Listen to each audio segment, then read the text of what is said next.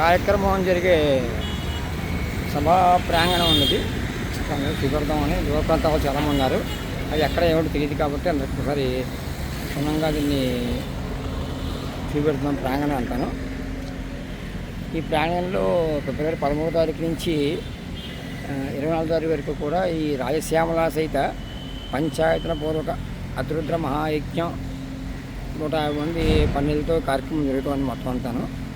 ఇక్కడ ఈ మొత్తం కార్యక్రమం ప్రాంగణం అంటాను. ఒకసారి అందరూ చూస్తారని చెప్పేసి ఇది బయట ప్రాంగణం అండి. ఇది లోపల కూడా మేము తీసుకొచ్చి పెడతాం మొత్తం అంటాను. ఈ గానసభ, ఇది గానసభ ఎలా ఉంటుంది మొత్తం ఏర్పాట్లు ఇక్కడ సాగుతాయి మొత్తం అంతా అలాగా.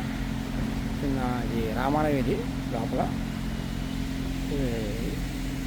ఇప్పుడు మనం ప్రధాన ప్రాంగణంలోకి వెళ్తున్నాము. ఇంతా కూడా లోపలికి మొత్తం లోపలికి జరుగుతుంది మొత్తం అంతా. సరే, మళ్ళీ అందరూ కూడా చూస్తారని భావిస్తున్నాను. ఎందుకండి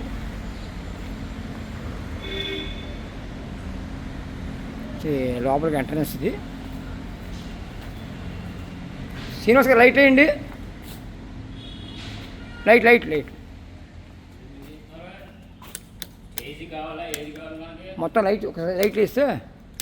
ఇది ప్రధాన ప్రాంగణం అండి. ఇది స్టేజ్, ఇది ప్రధాన స్టేజీ.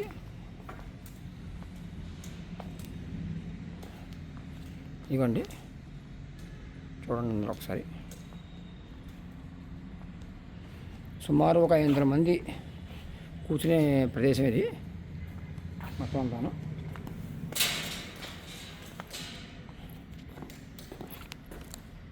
ఇదిగోండి సభా ప్రాంగణం మొత్తం అంతాను.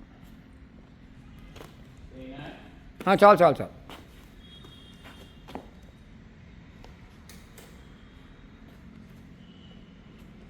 ఇదండి ప్రాంగణం. అందరికీ ఒకసారి చూపెడదామని చెప్పేసి మనం చిన్న వీడియో తీయడం జరిగింది.